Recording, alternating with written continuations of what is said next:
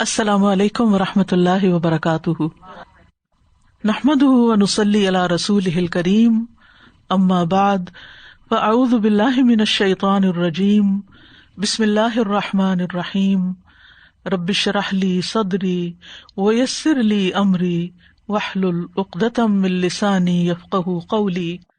اہلا وسہلا ومرحبا۔ آپ سب کی بہت زیادہ شکر گزار ہوں کہ آج آپ یہاں پر تشریف لائے اور ہماری خوشی میں شریک ہوئے۔ تو انشاءاللہ ہم آغاز کرتے ہیں اللہ سبحانہ تعالیٰ کے نام سے، اور اس موقع کو بھی کچھ سیکھنے کا موقع بناتے ہیں تاکہ ہمارے لیے، آپ کے لیے ایک صدقہ جاریہ بنے۔ تو انشاءاللہ العزیز چند باتیں اسلام میں خوشی منانے کا جو تصور ہے اس کے بارے میں کروں گی۔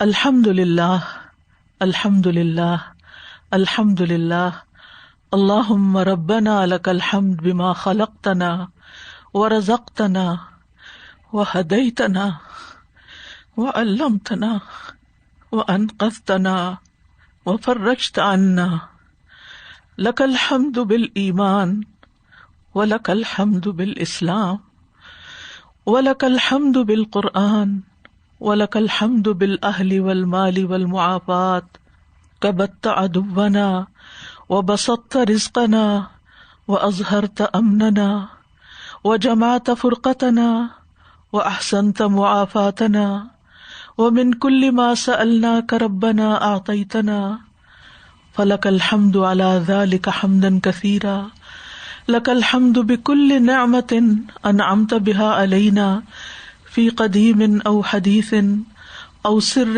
أو علانية أو خاصة أو عامة او حی او میت او شاہد او غائب، لک الحمد حتی ترضى ولک الحمد اذا رضیت، وصلی اللہ علی سیدنا محمد وعلی آلہ واصحابہ اجمعین۔ سب تعریف اللہ کے لیے ہے۔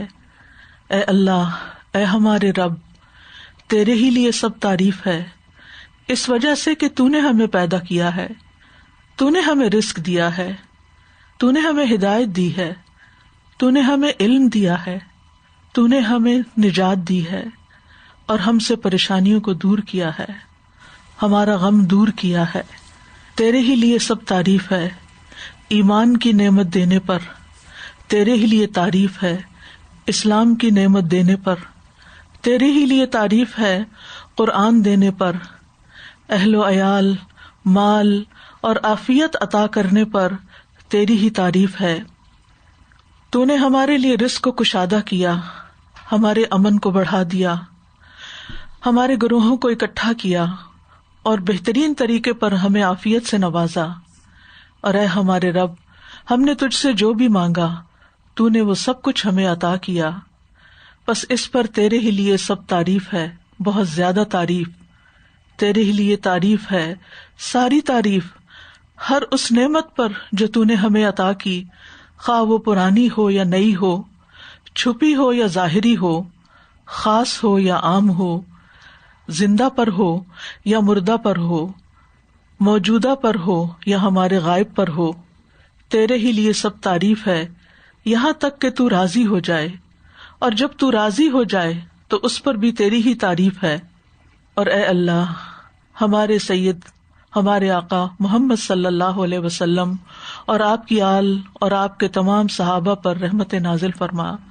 اللہم صلی علی محمد وعلی آل محمد کما صلیت علی ابراہیم وعلی آل ابراہیم انک حمید مجید۔ اللہم بارک علی محمد وعلی آل محمد کما بارکت علی ابراہیم وعلی آل ابراہیم انک حمید مجید۔ اللہ سبحانہ تعالیٰ کا بہت بہت احسان ہے کہ اس نے ہمیں زندگی میں بہت سے خوشیوں کے موقع عطا کیے۔ خوشی کے موقع پر خوش ہونا انسان کا حق ہے۔ اسلام ہمیں خوشی منانے سے روکتا نہیں۔ خوشی کے موقع پر خوشی منانا ہی اصل میں اللہ تعالیٰ کا شکر ادا کرنا ہے۔ خوشی انسان کا ایک فطری تقاضا ہے اور ایک فطرت کی ضرورت ہے، یہ ہم سب کی ضرورت ہے، اور ہمارا دین ہماری فطری ضرورتوں کی اہمیت کو محسوس کرتا ہے اور ہمیں کچھ حدود اور شرائط کے ساتھ ان ضرورتوں کو پوری کرنے کی ترغیب دیتا ہے۔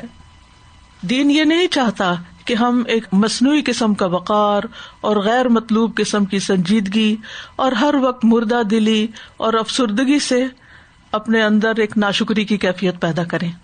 خوشی کے موقع پر ہمیں خوش ہونا چاہیے. نبی صلی اللہ علیہ وسلم سے زیادہ مشکلات کس کی زندگی میں تھی، لیکن آپ سب سے زیادہ مسکرانے والے تھے. تو جائز موقع پر خوشی کا اظہار نہ کرنا اور خوشی منانے کو دینی وقار کے خلاف سمجھنا، یہ دین کی سمجھ سے محرومی ہے. تو خوشی کے موقع پر انسان کو دو طرح کی خوشیاں ہوتی ہیں.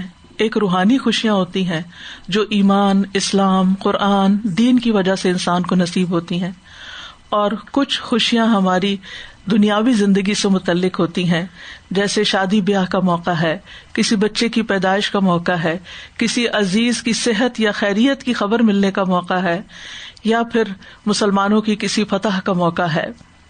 اور اس موقع پر ہمیں خوش ہونا چاہیے. غمگین ہونا اسلام میں مطلوب نہیں، بلکہ غم مسلط کر دینا یہ شیطان کا ہتھیار ہوتا ہے. یعنی انسان کا چونکہ دشمن ہے تو وہ کیا چاہتا ہے کہ انسان غمگین رہے، دکھی رہے، پریشان رہے، اور جو نعمتیں اللہ نے اس کو دی ہیں ان سے فائدہ نہ اٹھائے. تو اللہ تعالیٰ نے ہمیں مشکل سے مشکل وقت میں بھی غم کرنے سے روکا ہے. قرآن مجید میں آتا ہے، جنگ احد کا موقع ہے، وَلَا تَهِنُوا وَلَا تَحْزَنُوا، 70 صحابہ شہید ہو چکے ہیں. اس موقع پر بھی فرمایا گیا وَلَا تَحْزَنُوا، غم نہ کرو.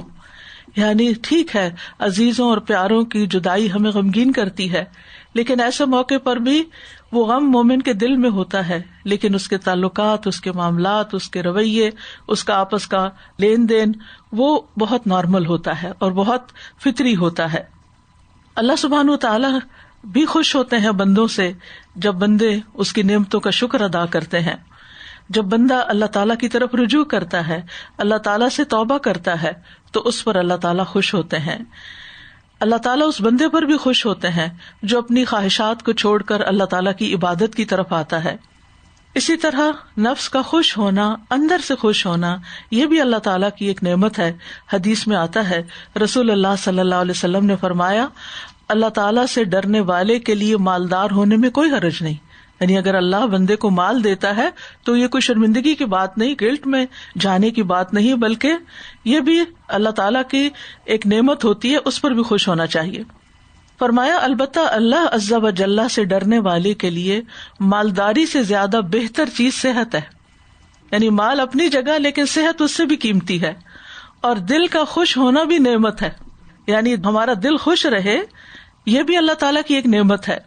اسی طرح افضل ترین اعمال میں سے ایک عمل کیا ہے؟ کسی مومن کا دل خوش کر دینا.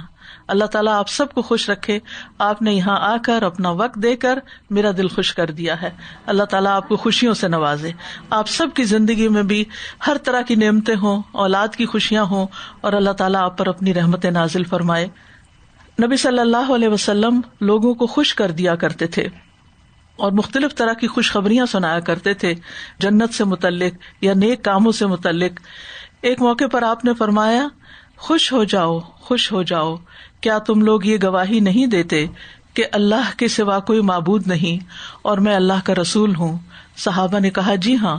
آپ نے فرمایا پس بے شک یہ قرآن ایک رسی ہے، اس کا ایک کنارہ اللہ کے ہاتھ میں ہے اور دوسرا کنارہ تمہارے ہاتھ میں ہے، بس اس کو مضبوطی سے پکڑے رکھو، کیونکہ اس کے بعد نہ تم کبھی گمراہ ہو سکتے ہو نہ ہلاک ہو سکتے ہو.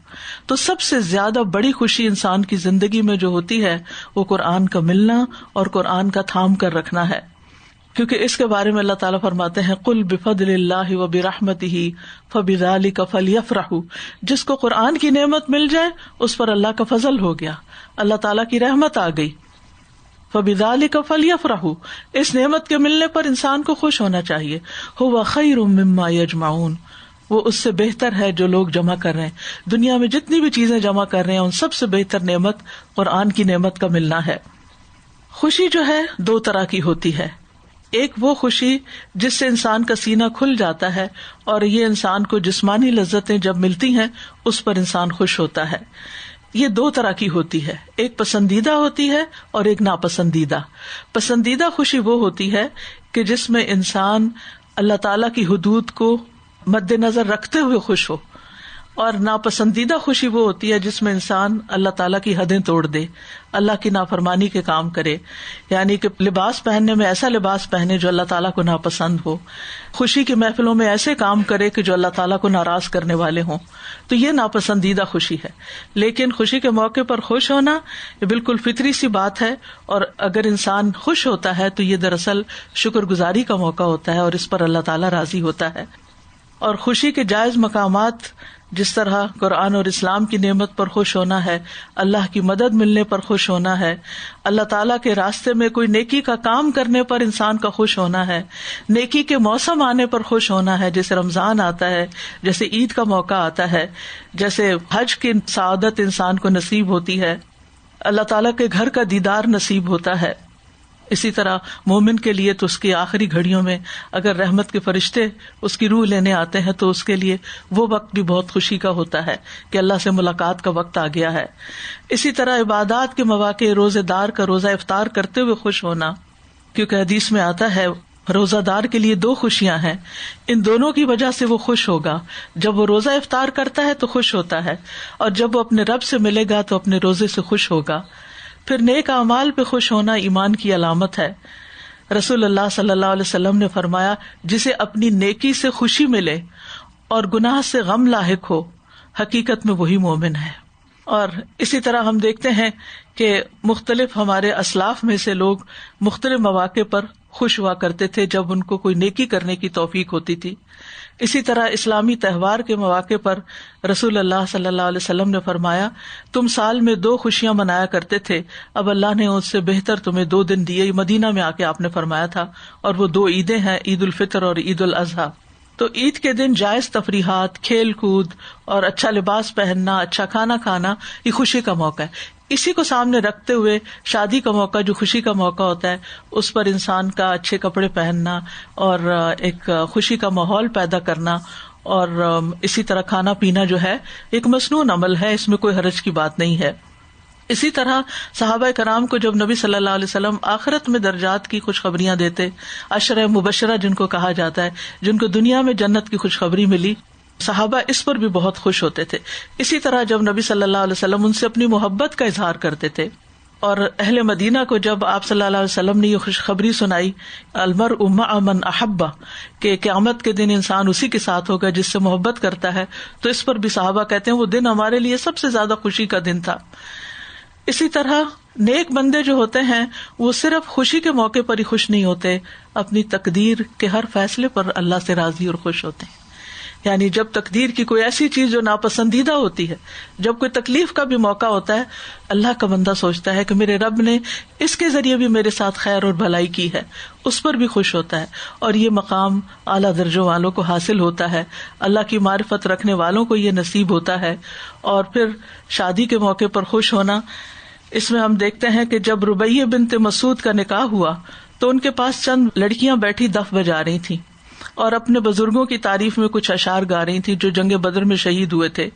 تو ان میں سے ایک لڑکی نے کہا کہ ہمارے درمیان ایک ایسا نبی ہے جو کل ہونے والی بات کو جانتا ہے۔ آپ نے سنا تو فرمایا اس کو چھوڑ دو اور وہی گاؤ جو پہلے گا رہی تھی۔ اسی طرح دور دراز سے اگر کوئی سفر کر کے آتا ہے تو اس کا خیر مقدم کرنا چاہیے، اس کو ویلکم کرنا چاہیے، اس موقع پر بھی خوشی کا اظہار کرنا چاہیے۔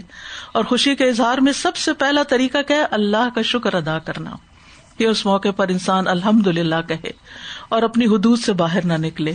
پھر یہ ہے کہ خوشی میں اعتدال ہو، حد سے نہ بڑھ جائے، کوئی ایسا کام نہ کرے کہ جس سے اللہ تعالیٰ ناراض ہو، اللہ کی یاد سے غافل نہ ہو، نماز سے غافل نہ ہو، اور خوشی کے موقع پر غرباء اور مساکین کا بھی خیال رکھے۔ اپنی خوشی میں دوسروں کو شریک بھی کرنا چاہیے۔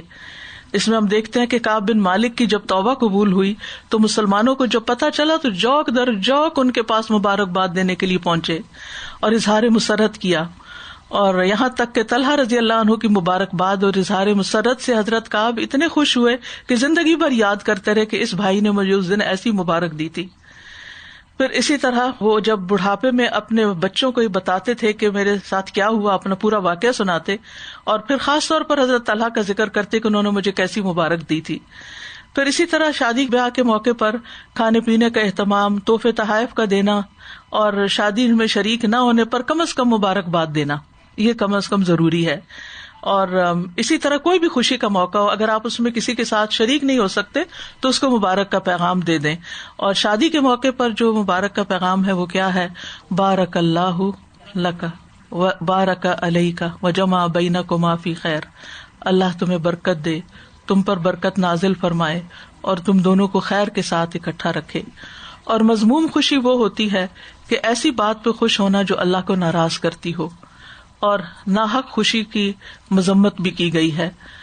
کیونکہ قارون جب اپنے مال متاع کے ساتھ باہر نکلا اور اترا رہا تھا، اس کا قصہ آپ سب نے پڑھا ہی ہوگا یا سنا ہوگا، تو اس وقت لوگوں نے کہا تھا اس کو کہ لا تفرح ان اللہ لا يحب الفرحین، خوش مت ہو، اللہ خوش ہونے والوں کو پسند نہیں کرتا. تو وہ خوشی اترانے والی خوشی تھی، اکڑنے والی خوشی تھی، غرور کی خوشی تھی، نمائش کی خوشی تھی، تو وہ اللہ تعالیٰ کو ناپسند ہے. اس سے پرہیز کرنا چاہیے. تو ایک فرح ہوتا ہے، ایک مرح ہوتا ہے. تو مرح ہوتا ہے اترانا، اکڑنا اور ایسی حرکتیں کرنا کہ جس سے اللہ کی نافرمانی سرزد ہوتی ہو، یہ قابل مذمت ہے. اور اسی طرح کثرت دولت پر خوش ہونا جو نافرمانیوں کی طرف لے جائے. اگر دولت ہے اور اچھے کاموں میں صرف ہو رہی تو نیکی کے کاموں میں خرچ کرنے پر اور اللہ کی پسند کے راستے میں خرچ کرنے پر خوش ہونا چاہیے. پھر اسی طرح سب سے بدترین خوشی وہ ہے جو نافرمانی کے کام پر ہو، کہ انسان گناہ کا کام کرے، اللہ تعالیٰ کو ناراض کرے اور پھر خوش ہو رہا ہو. اور پھر اسی طرح یہ ہے کہ نیک اعمال کا دکھاوا کر کے خوش ہونا، تو یہ بھی ناپسندیدہ ہے. پھر اسی طرح ایسے کاموں پر خوش ہونا جو کیے ہی نہ ہوں، تو یہ بھی درست نہیں.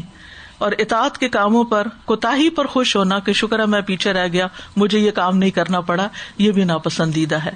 اور اسی طرح مومنوں کو مصیبت پہنچنے پہ خوش ہونا. تو بہرحال یہ چند باتیں تھیں جو آپ کے ساتھ کرنا مقصود تھیں کہ اس خوشی کے موقع پر ایک ریمائنڈر ہمارے لیے بھی ہو جائے اور آپ کی زندگی میں بھی اللہ تعالیٰ بے شمار خوشیاں لائے. اور پھر ان مواقع پر آپ ان حدود کو یاد رکھیں. اللہ سبحانہ وتعالیٰ اپنی رحمت نازل کرے. ہماری بیٹی آ چکی ہے تو ہم انشاءاللہ تکبیرات لگاتے ہیں. اللہ اکبر اللہ اکبر اللہ اکبر لا الہ الا اللہ اللہ اکبر اللہ اکبر وللہ الحمد اللہ اکبر اللہ اکبر اللہ اکبر لا الہ الا اللہ اللہ اکبر اللہ اکبر وللہ الحمد. اعوذ باللہ من الشیطان الرجیم. بسم اللہ الرحمن الرحیم. فسبحان اللہ حین تمسون وحین تصبحون وَلَهُ الْحَمْدُ فِي السَّمَاوَاتِ وَالْأَرْضِ وَعَشِيًّا وَحِينَ تُظْهِرُونَ. يُخْرِجُ الْحَيَّ مِنَ الْمَيِّتِ وَيُخْرِجُ الْمَيِّتَ مِنَ الْحَيِّ وَيُحْيِي الْأَرْضَ بَعْدَ مَوْتِهَا وَكَذَلِكَ تُخْرَجُونَ. وَمِنْ آيَاتِهِ أَنْ خَلَقَكُم مِّن تُرَابٍ ثُمَّ إِذَا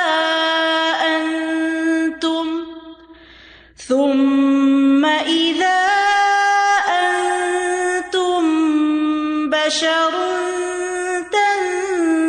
تنتشرون. وَمِنْ آيَاتِهِ أَنْ خَلَقَ لَكُم مِّنْ أَنفُسِكُمْ أَزْوَاجًا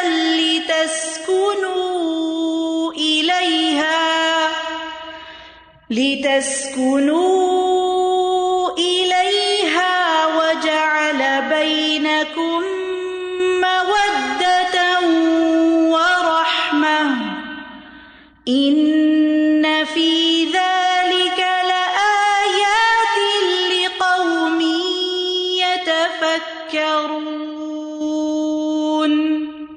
I seek refuge in Allah against the accursed shaitan.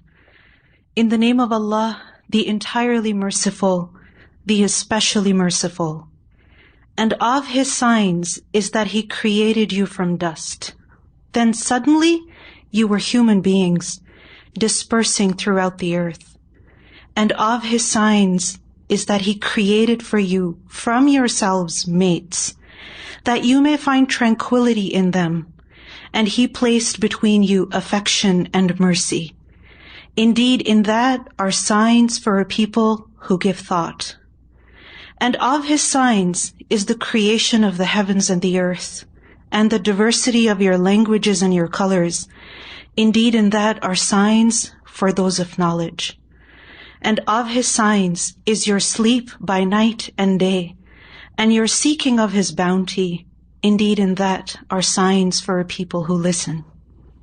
अल्लाह सुब्हानहू तआला की बेपनाह तारीफ और बेपनाह शुक्र के बाद मैं अपनी प्यारी बेटी अम्मारा को आज यहाँ वेलकम करती हूँ। अल्लाह सुब्हानहू तआला आपके लिए, आपके ख़ानदान के लिए, आपके स्पाउस के लिए, हमारे लिए और आपकी सारी फैमिली के लिए इस सब को बहुत बाबरकत बनाए। अल्लाह सुब्हानहू तआला इस रिश्ते में बहुत खैर और खुशी शामिल कर दे। अल्लाह ताला हर नजर बद से बचाए और हर शर से और हर अल्लाह ताला की नाफरमानी से, और अल्लाह सुब्हानहू तआला इनको नेक नस्ल अता फरमाए जो इनके लिए और सबके लिए सदका जारिया हो। जज़ाकुमुल्लाहु खैरन। Assalamu alaikum wa rahmatullahi wa barakatuh. We'll begin, and inshallah we'll try to be brief and concise. I know we've already taken up a lot of your time. So earlier on I recited a couple of ayat from Surah Rum. The thing is that we're here today, and we've been gathered here today, and this institute has been created to teach essentially the Quran.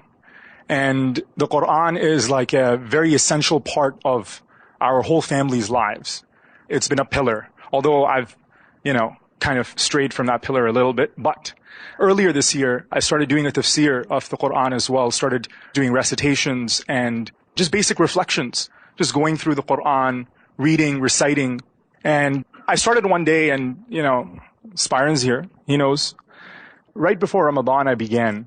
And early in the morning, I started with just the morning adhkar and then just a little bit of recitation.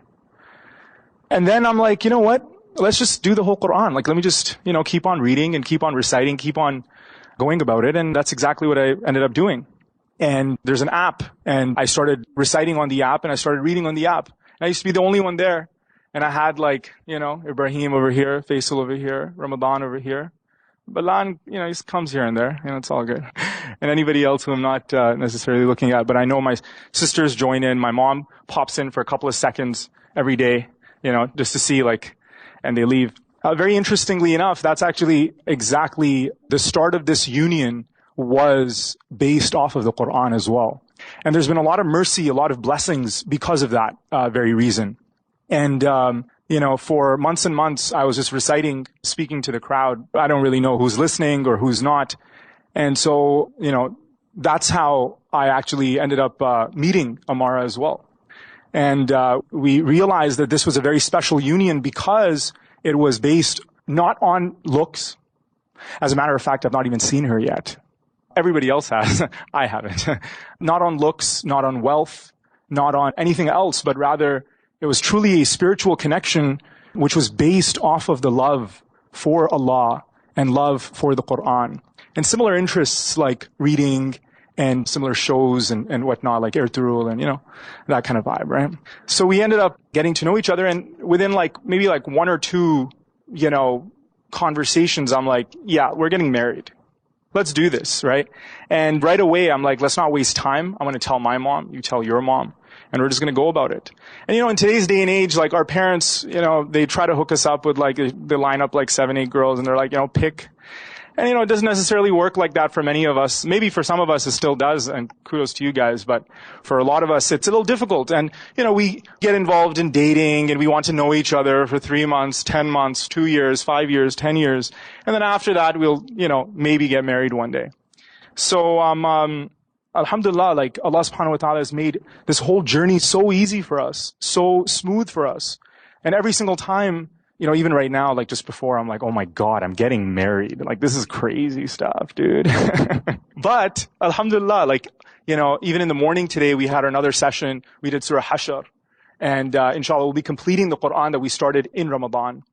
And so, that's kind of like a mini story of how exactly this came to be. And hence, we thought the most appropriate location would be an institute that spreads the message of the Quran, to recite the Quran, to explain the Quran, and have the whole theme like a Quranic theme. And I thought that was very beautiful, and that has a lot of barakah in it as well. And so, with that, I'll reread 2-3 ayat because I think some of the ladies have entered again. And inshallah, after that, we'll do the khutbah nikah. And then, or I think my father would like to speak a few words. We'll do the khutbah nikah and be on our way, inshallah. أعوذ بالله من الشيطان الرجيم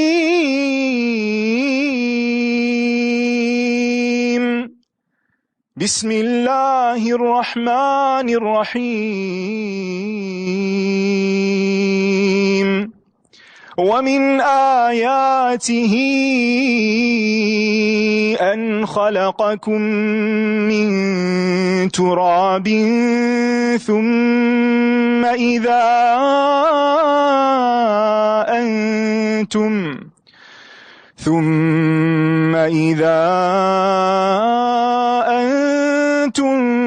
بشر تنتشرون ومن آياته أن خلق لكم من أنفسكم أزواجا لتسكنوا إليها وجعل بينكم مودة ورحمة إن في ذلك لآيات لقوم يتفكرون.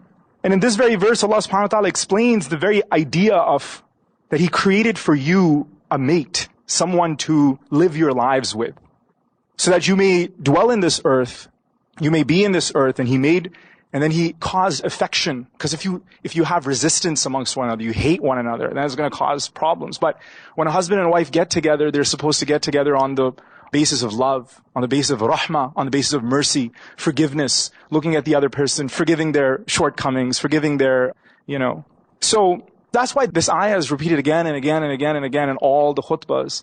But the very string of these ayat, it's very beautiful in Surah Rum because it always begins with وَمِنْ آيَاتِهِ, from His signs, from His signs, from His signs. Again, even your married life, even when it comes to love, even when it comes to loving a woman, that's a sign for God. And I was developing this theory, and the idea essentially is that, when we want to know what it means to love God, because ultimately that's the aim, muhabba and ishq for Allah subhanahu wa ta'ala. We can't see God. We don't have this, like a face-to-face. But with our wives, we're able to love them. We're in this school that God is teaching us how to love, right? That when she's not there, you miss her, right? Whatever the situation is, fully in, you're learning from those experiences, and then that becomes a sign. And this idea is something that I've been developing for a long time. This idea of the school of marriage, the institute of marriage, being the learning ground to be able to know how to love, because many of us don't even know how to love. We've never loved in our lives. We don't know what love is. We think love is maybe lustful. Maybe it's to just be with a woman, right? Maybe it's just based off of, wealth. Maybe it's based off of favors. You do this for me and I'll do that for you, right? We end up growing, we grow, and we understand what love actually is. And that's why, this rahmah, this mawadda that Allah subhanahu wa ta'ala places between, it becomes a school of life for one to graduate to the higher levels of love. So for all you young people out here that aren't married now, now I can say that, almost. Inshallah, hopefully, your turn comes as well. I see a lot of smiles, a lot of red faces. So, and I pray for all of you, all my friends and everybody over here, that for those of you who aren't yet married, you make your pathway towards that, inshallah. So I guess we'll go ahead with the khutbah nikah. Bismillahir Rahmanir Rahim. Alhamdulillahi Rabbil Alameen. الرحمن الرحيم مالك يوم الدين إياك نعبد وإياك نستعين اهدنا الصراط المستقيم صراط الذين أنعمت عليهم غير المغضوب عليهم ولا الضالين آمين. إن الحمد لله نحمده ونستعينه ونستغفره ونعوذ بالله من شرور أنفسنا ومن سيئات أعمالنا من يهدي الله فلا مضل له ومن يضلل فلا هادي له وأشهد أن لا إله إلا الله وأشهد أن محمدا عبده ورسوله. يا أيها الناس اتقوا ربكم الذي خلقكم من نفس واحدة وخلق منها زوجها وبث منهما رجالا كثيرا ونساء واتقوا الله الذي تساءلون به والأرحام إن الله كان عليكم رقيبا. يا أيها الذين آمنوا اتقوا الله حق تقاته ولا تموتن إلا وأنتم مسلمون. يا أيها الذين آمنوا اتقوا الله وقولوا قولا سديدا يصلح لكم أعمالكم ويغفر لكم ذنوبكم ومن يطع الله ورسوله فقد فاز فوزا عظيما. بسم الله. الحمد لله رب العالمين والصلاة والسلام على رسوله محمد وعلى آلہ وصحابہ اجمعین. میں اپنی بیٹی عمارہ جاوید کا نکاح طے شدہ حق المہر کے مطابق اشام الہادی آپ سے کر دیتا ہوں. الحمد للہ رب العالمین والصلاة والسلام علی رسولہ محمد وعلی آلہ واصحابہ اجمعین. اور میں اس نکاح کو قبول کرتا ہوں. And I accept this nikah. جزاک اللہ خیرا. الحمدللہ والصلاة والسلام علی رسول اللہ اما بعد فاعوذ باللہ من الشیطان الرجیم بسم اللہ الرحمن الرحیم. یہ خطبہ نکاح الحمدللہ آپ نے سنا. یہ بھی ایک کوئی ذمہ داری نہیں ہوتی کہ امام ہی آئیں وہ خطبہ پڑھائیں. یہ خود دلہا بھی پڑھ سکتا ہے اور جس کی ضرورت ہے وہ بھی پڑھ سکتا ہے، کیونکہ نبی علیہ الصلاۃ والتسلیم نے اس خطبے کو خطبۃ الحاجہ فرمایا ہے.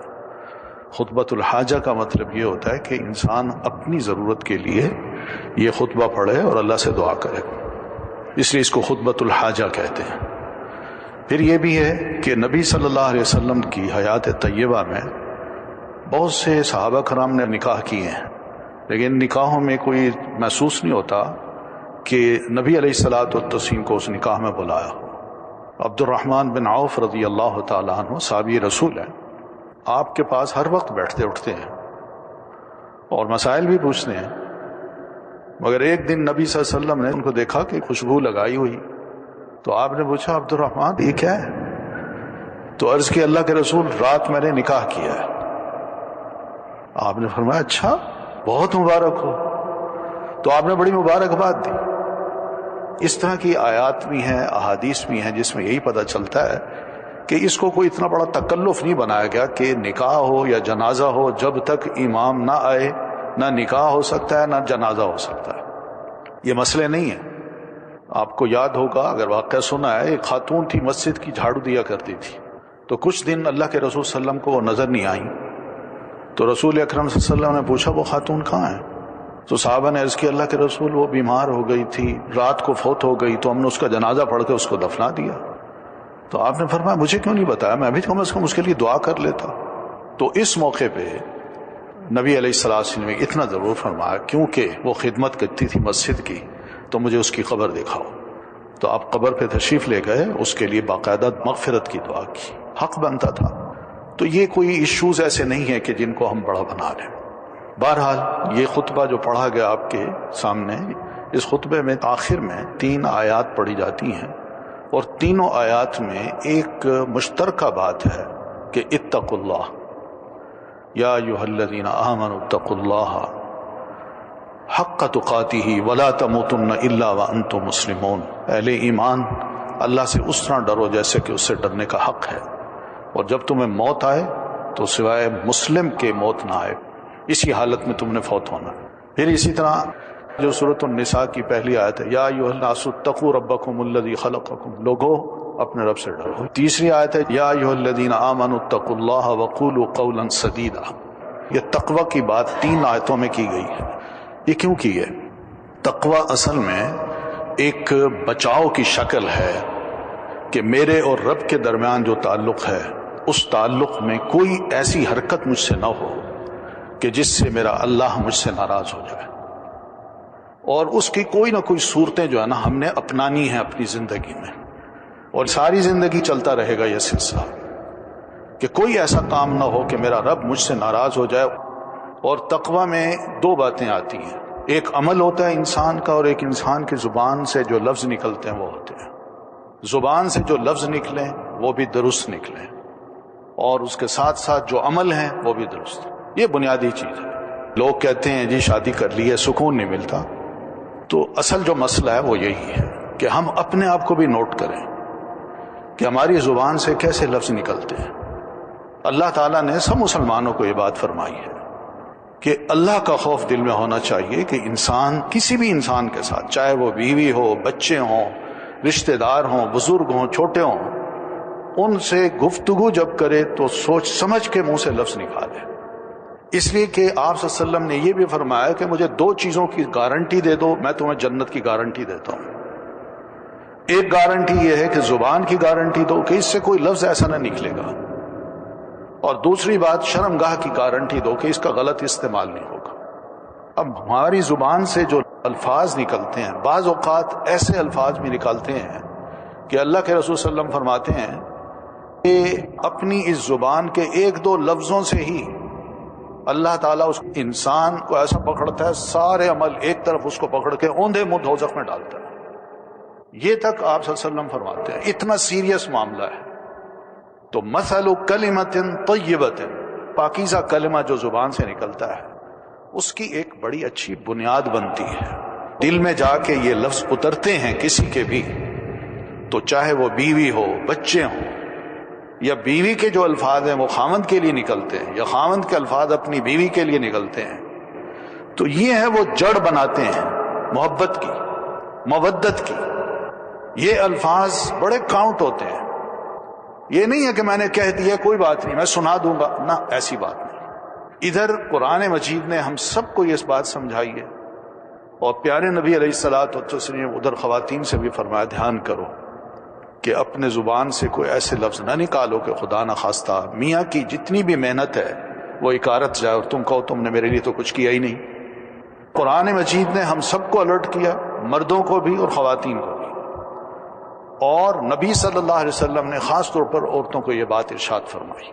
تو یہ 2 چیزیں ہیں، وَجَعَلَ بَيْنَكُمْ مَوَدَّةً وَرَحْمَةً، کہ انسان اپنے عمل سے، اپنے قول سے کچھ اچھی باتیں کر لے جو دل کے اندر اتریں دوسرے کے لیے، اور وہ باتیں جب اثر کرتی ہیں تو ایک محبت خود بخود پیدا ہو جاتی ہے۔ ہم سب جانتے ہیں کہ زبان جو ہے یہ جب لفظ نکالتی ہے تو اس سے ہی تعلقات یا تو قائم ہوتے ہیں یا پہلے ہی ملاقات میں تعلقات ختم ہو جاتے ہیں۔ دوستی کرنا بڑا مشکل کام ہے، اور پھر قرآن مجید کی تعلیم ہمیں یہ بھی ہے کہ بندے کا اگر ایمان صحیح ہے تو اس ایمان کو اگر اس نے جج کرنا ہے تو اپنے دل کی حالت کو دیکھ لے کہ کیا میرا دل ادھر ادھر ٹیڑھا میڑھا تو نہیں ہے۔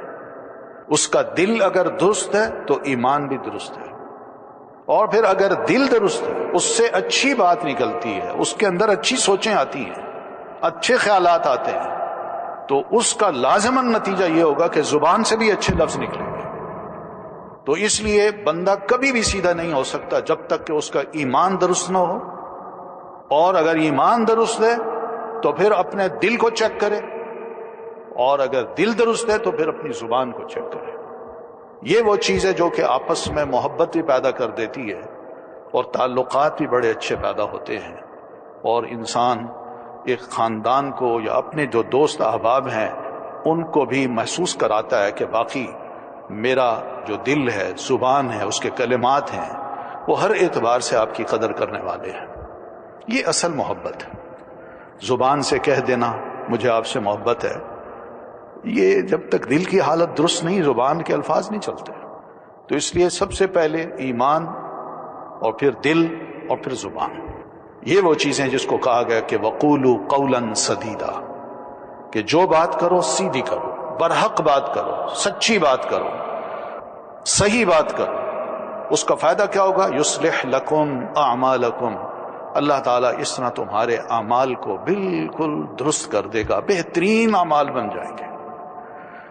میاں کا تعلق بھی بیوی سے بڑا اچھا ہو جائے گا، اور بیوی کا تعلق بھی اپنے خاوند سے بڑا اچھا ہو جائے گا. ایک خاندان کا تعلق دوسرے خاندان سے اچھا ہو جائے گا، اور ایک دوسرے خاندان کا پہلے خاندان سے.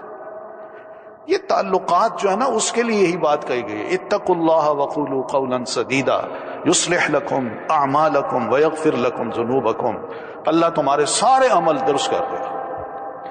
اور یہ حقیقت ہے، خاندان میں یا ایک فیملی میں جب کبھی خرابی آتی ہے تو اس کی بنیاد یہ زبان بنتی ہے. سیدھی بات ہم نہیں کرتے. جب سیدھی بات نہ کی جائے تو دوسرا بھی الرٹ ہو جاتے ہیں، یہ بندہ سیدھا نہیں ہے. تعلقات اس سے صحیح نہیں رکھے جا سکتے یا صحیح قائم نہیں ہو سکتے. تو یہ بہرحال ایک گارنٹی اللہ تعالیٰ نے دی ہے کہ تم اپنے عمل کی، اپنے حالات کی اصلاح کرنا چاہتے ہو کہ بہتر سے بہتر حالات ہوں، تو اس کی گارنٹی یہ ہے کہ تم اپنی گارنٹی اللہ کو دے دو کہ خدا خوفی کے ساتھ ہم زندگی گزاریں گے، اور اس کے ساتھ ساتھ اپنی زبان سے اچھے الفاظ کہیں گے، سیدھی بات کہیں گے.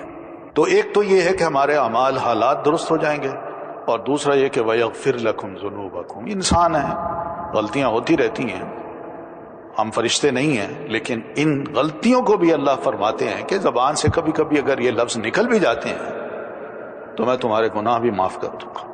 دیکھیے اللہ کتنا مہربان ہے. صرف اس نے ہمیں گائیڈ کیا ہے کہ ہم ذرا تھوڑا سا اپنی اصلاح کر لیں. تو بہرحال یہ بڑا اچھا ایک موقع ہے کہ جو آپس کے تعلقات ہیں، چاہے نئے تعلقات ہوں، میاں بیوی کے ہوں، شادی کے بعد کے ہوں، یا شادی کے کئی عرصے بعد کے ہوں، انسان کبھی بھی نہ گھبرائے کہ مجھے اپنی زندگی میں کبھی سکون نہیں ملا، بلکہ الحمدللہ اللہ کا بڑا شکر ہے سکون ملتا ہے. لوگ خام خواہ قرآن مجید کے ان مفاہیم پر اعتراضات کر دیتے ہیں اور مذاق اڑاتے ہیں. یہ مذاق درست نہیں ہے، بڑی سیریس بات ہے جو قرآن مجید میں کی ہے، اور ہم اسی کو ہی ذرا سمجھیں اور اسی کو جانیں تو انشاءاللہ ہماری اپنی بھی اصلاح ہوگی اور آپس کی محبت ہے وہ بڑھتی چلی جائے گی. بہت بہت شکریہ آپ سب کا. اور میں دعا دیتا ہوں اس وقت. پڑھیے دعا. بارک اللہ لکما وبارک علیکما وجمع بینکما خیرا. جزاکم اللہ خیرا. السلام علیکم ورحمۃ اللہ وبرکاتہ. لا الہ الا اللہ محمد رسول اللہ. لا الہ الا اللہ محمد رسول اللہ. لا الہ الا اللہ محمد رسول اللہ. لا الہ الا اللہ محمد رسول اللہ. لا الہ الا اللہ محمد رسول اللہ. انت الرحمن یا اللہ، انت الرحیم یا اللہ، انت السلام یا اللہ، انت العزیز یا اللہ، انت القدوس یا اللہ، انت الجبار یا اللہ، انت الغفور یا اللہ، انت الغفار یا اللہ، انت العلیم یا اللہ، انت القہار یا اللہ، انت المعطی یا اللہ، انت الوهاب یا اللہ، انت الشاکر یا اللہ، انت الحمید یا اللہ، انت الواحد یا اللہ، انت الجمیل یا اللہ. لا الہ الا اللہ محمد رسول اللہ. لا الہ الا اللہ محمد رسول اللہ. لا الہ الا اللہ محمد رسول اللہ. لا الہ الا اللہ محمد رسول اللہ. انت الرزاق یا اللہ، انت السمیع یا اللہ، انت الفتاح یا اللہ، انت البصیر یا اللہ، انت المنان یا اللہ، انت اللطیف یا اللہ، انت الجواد یا اللہ، انت الخبیر یا اللہ، انت الحلیم یا اللہ، انت الشکور یا اللہ، انت العظیم یا اللہ، انت الودود یا اللہ، انت الرقیب یا اللہ، انت القریب القريب يا الله، أنت الكريم يا الله، أنت الكبير يا الله. لا إله إلا الله محمد رسول الله، لا إله إلا الله محمد رسول الله، لا إله إلا الله محمد رسول الله، لا إله إلا الله محمد رسول الله. أنت الباسط يا الله، أنت الحفيظ يا الله، أنت البارئ يا الله، أنت المقيت يا الله، أنت القاهر يا الله، أنت الحسيب يا الله، أنت الشافي يا الله، أنت المبين يا الله، أنت الحكيم يا الله، أنت المجيد يا الله، أنت الشهيد يا الله، أنت المليك يا الله، أنت الوكيل يا الله، أنت القيوم يا الله، أنت المتين يا الله، أنت السبوح يا الله. لا إله إلا الله محمد رسول الله، لا إله إلا الله محمد رسول الله، لا إله إلا الله محمد رسول الله، لا إله إلا الله محمد رسول الله، لا إله إلا الله محمد رسول الله، لا إله إلا الله محمد رسول الله.